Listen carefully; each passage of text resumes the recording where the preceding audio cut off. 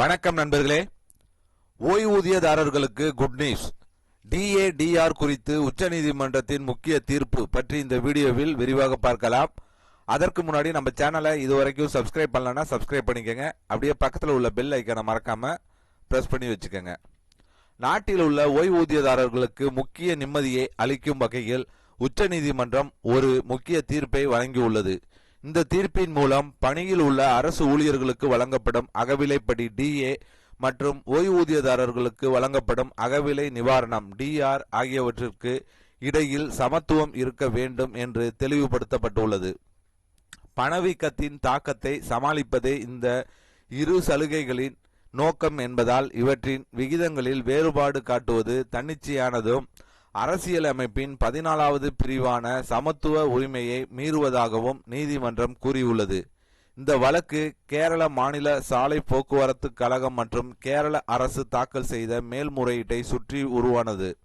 2021ஆம் ஆண்டு வெளியிடப்பட்ட அரசாணையின்படி பணியில் இருக்கும் ஊழியர்களுக்கு 14% அகவிலைப்படி உயர்வு வழங்கப்பட்ட நிலையில் ஓய்வூதியதாரர்களுக்கு 11% மட்டுமே அகவிலை நிவாரணம் வழங்கப்பட்டது. இதை எதிர்த்து தொடரப்பட்ட வழக்கில் கேரள உயர்நீதிமன்றம் இந்த வேறுபாடு பாகுபாடு என்று தீர்ப்பளித்தது. அந்த தீர்ப்பை எதிர்த்து மேல்முறையீடு செய்யப்பட்ட போதும் உச்சநீதிமன்றம் அதை நிராகரித்து உயர்நீதிமன்றத்தின் தீர்ப்பை உறுதி செய்துள்ளது.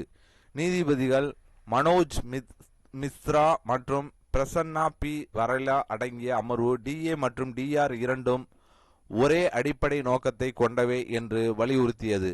பணவீக்கத்தின் தாக்கம் ஊழியர்களுக்கும் ஓய்வூதியதாரர்களுக்கும் சமமாக இருக்கும் நிலையில் டிஆரை குறைவாக நிர்ணயம் செய்வது தர்க்க ரீதியற்றதும் வெளிப்படையான பாகுபாடும் ஆகும் என்று நீதிமன்றம் குறிப்பிட்டது. மேலும் நிதி நெருக்கடி காரணமாக விகிதங்களில் வேறுபாடு காட்டப்பட்டதாக அரசு தரப்பு முன்வைத்த வாதத்தையும் நீதிமன்றம் நிராகரித்தது. மொத்தத்தில் இந்த தீர்ப்பு ஓய்வூதியதாரர்களுக்கு பெரிய ஆதரவாக அமைந்துள்ளது. இனிமேல் டிஏ மற்றும் டிஆர் விகிதங்களில் வேறுபாடு காட்ட முடியாது என்பதால் ஓய்வூதியதாரர்களுக்கும் பணியாளர்களுக்கும் வழங்கப்படும் அளவிலேயே அகவிலை நிவாரணம் கிடைக்கும் வாய்ப்பு அதிகரித்துள்ளது. ஸோ கண்டிப்பாக இப்போ 14% அகவிலைப்படி கேரள அரசு இன்க்ரீஸ் பண்ணாங்க.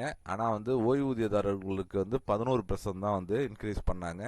இதை எதிர்த்து கேஸை போட்டு கண்டிப்பாக அவங்களுக்கும் சமமான ஒரு அகவிலைப்படியை கொடுக்கணும், நிவாரணத்தை கொடுக்கணும் அப்படின்னு சொல்லி ஒரு ஜட்ஜ்மெண்ட் போட்டாங்க ஹைகோர்ட்டு. ஆனால் அது எதிர்த்து சுப்ரீம் கோர்ட்டு போனாங்க. சுப்ரீம் கோர்ட்டும் அது ஹைகோர்ட் ஆர்டரே பர்மனன்ட் பண்ணிட்டாங்க. ஸோ இவங்க அதனால பெரிய ஒரு மகிழ்ச்சியில் ஓய்வூதியதாரர்கள் இருக்காங்க. ஸோ ஏன்னா மற்ற மாநிலங்களையும் இதே மாதிரி தான் இனிமேல் பண்ணுற மாதிரி இருக்கும். யாருக்கும் பாகுபாடு காட்ட முடியாது. ஏன்னா இதை மேற்கோள் காட்டி அவங்க வழக்கு தொடர வாய்ப்புகள் இருக்குது. அதனால எல்லா மாநிலங்களுக்கும் ஒரே சமமான டிஏ அளவு நிவாரணம் அகவிலை நிவாரணம் ஓய்வூதியதாரர்களுக்கு இது வழங்கப்படும் அப்படிங்கிற ஒரு ஜட்ஜ்மெண்ட். ஸோ ஓய்வூதியதாரர்களுக்கு இது பெரிய ஒரு வரப்பிரசாதம். ஸோ நல்ல ஒரு தீர்ப்பு. கண்டிப்பாக இது வரவேற்கக்கூடிய ஒரு விஷயம். இந்த வீடியோ பிடித்திருக்கும்னு நினைக்கிறேன். இந்த வீடியோ பிடித்திருந்தால் லைக் பண்ணுங்க. உங்களுடைய சந்தேகங்களை கமெண்ட் செக்ஷன்ல கமெண்ட் பண்ணுங்க. உங்கள் உறவினர்கள் நண்பர்களுக்கு ஷேர் பண்ணுங்க. மீண்டும் இது போன்று வேற ஒரு வீடியோவில் சந்திப்போம்.